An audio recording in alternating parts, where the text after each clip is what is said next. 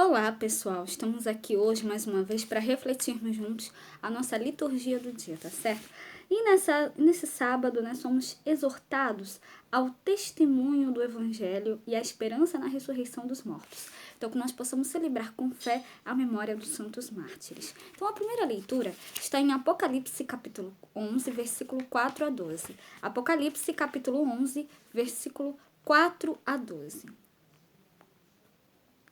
Estas são as duas oliveiras e os dois castiçais que estão diante do Deus da terra. E se alguém lhes quiser fazer mal, fogo sairá da sua boca e devorará os seus inimigos. E se alguém lhes quiser fazer mal, importa que assim seja morto.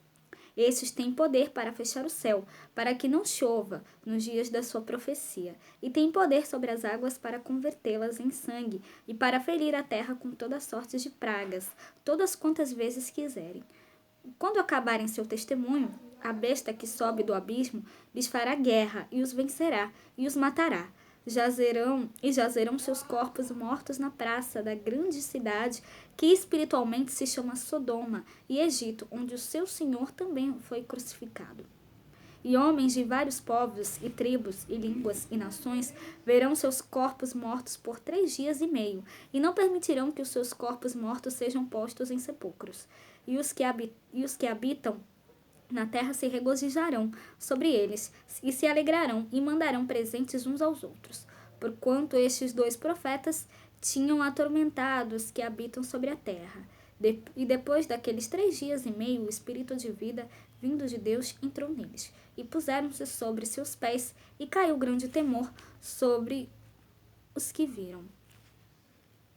E ouviram uma grande voz do céu que lhes dizia: Subi cá! E subiram ao céu em uma nuvem, e os seus inimigos os viram. E então, as duas testemunhas, de que fala a primeira leitura do Apocalipse, lembram Moisés e Elias, simbolizados pelas figuras das oliveiras e dos candelabros dispostos diante do Senhor. Trata-se do testemunho da lei e dos profetas referente a Jesus, a testemunha fiel de Deus Pai. Da mesma forma que Jesus, o testemunho profético não será calado pelas forças do maligno, a besta, nem pela força da morte. Então, que nós realmente possamos perseverar na fé, e que a gente possa realmente sempre anunciar a palavra de Deus e o Evangelho de Cristo a todos. E agora, falando do Evangelho, hoje ele está em Lucas capítulo 20, versículo 27 a 40. Lucas capítulo 20, versículo 27 a 40. E chegando-se alguns dos saduceus que dizem não haver ressurreição, perguntaram a Jesus dizendo: Mestre, Moisés nos deixou escrito que se o irmão de algum falecer, tendo mulher e não deixar filhos, o irmão dele tome a mulher e suscite posteridade a seu irmão.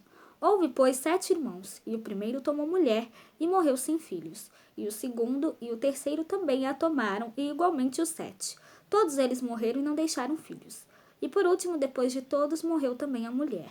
Portanto, na ressurreição, de qual deles será a mulher, pois que os 7 por mulher a tiveram? E respondendo Jesus, disse-lhes: Os filhos deste mundo casam-se e dão-se em casamento, mas os que forem havidos por dignos de alcançar o mundo vindouro e a ressurreição dos mortos, nem hão de casar, nem ser dados em casamento, porque já não podem mais morrer, pois são iguais aos anjos e são filhos de Deus, sendo filhos da ressurreição. E que os mortos hão de ressuscitar também, o mostrou Moisés junto da sarça, quando chama ao Senhor Deus de Abraão, e Deus de Isaque, e Deus de Jacó. Ora, Deus não é Deus de mortos, mas de vivos, porque para ele vivem todos. E respondendo alguns dos escribas, disseram: Mestre, disseste bem. E não ousavam perguntar-lhes mais coisa alguma. Então, no Evangelho que eu acabei de ler, os saduceus não crentes em anjos e na ressurreição querem demonstrar a impossibilidade de que alguém ressuscite dos mortos. Apresentam a Jesus a questão de uma mulher que, graças à lei do levirato, se casou com 7 irmãos. Na ressurreição, qual dos irmãos tomará a mulher por esposa?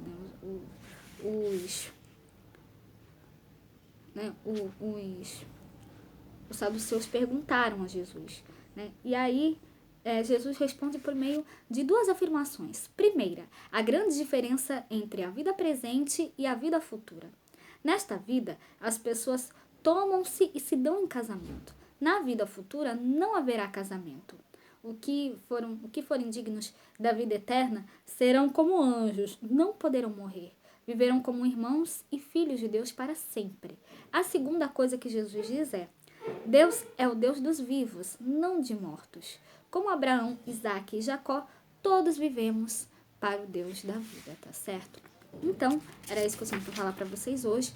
Muito obrigada a todos por curtirem, por comentarem. Aqueles que só assistem mesmo também agradeço. Espero que vocês tenham gostado dessa reflexão de hoje. Espero encontrá-los todos aqui domingo, se Deus quiser, para continuarmos refletindo cada vez mais as leituras da Sagrada Escritura. Então, muito obrigada a todos e até a próxima, se Deus quiser.